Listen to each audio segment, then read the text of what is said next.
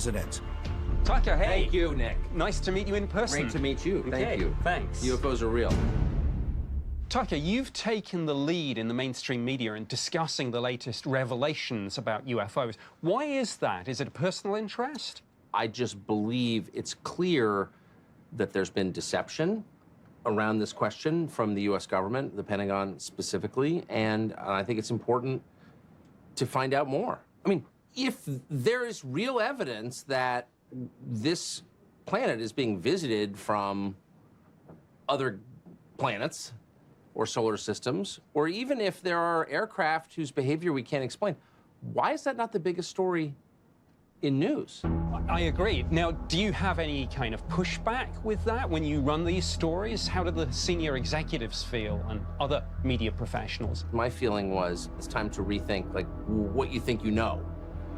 And so we started doing UFO segments, and basically the first 3 times we did it, people made fun of us, and after that, no one has said a single word about it.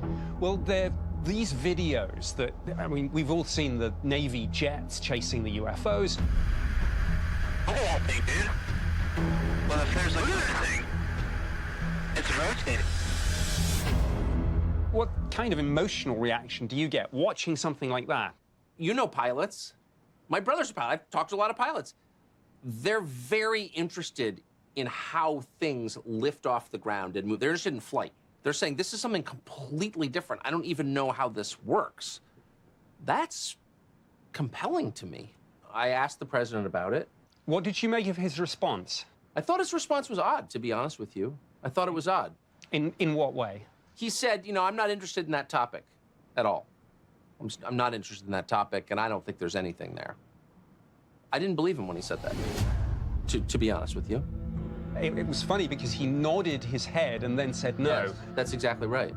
The president, like probably most people in power, is uncomfortable conceding that he's got questions. I mean, it's much easier just to say, nah, there's nothing there, it's a weather balloon, and because there's a stigma attached to asking questions. I mean, I've never once said that I believe anything in particular about UFOs because I don't know what to believe.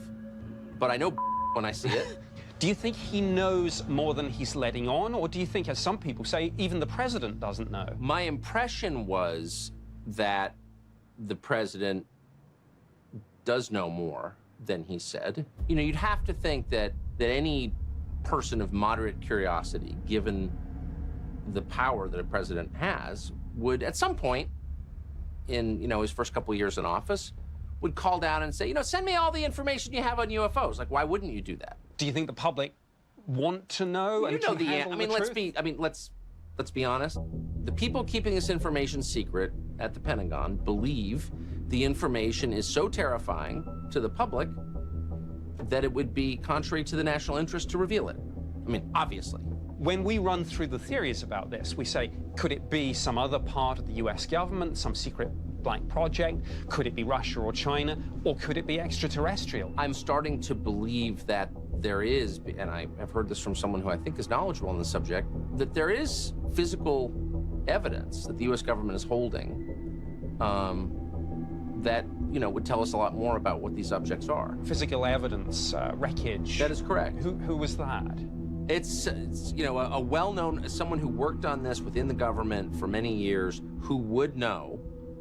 And I asked point blank, is there physical evidence of the existence of these objects, these aircraft, whatever they are?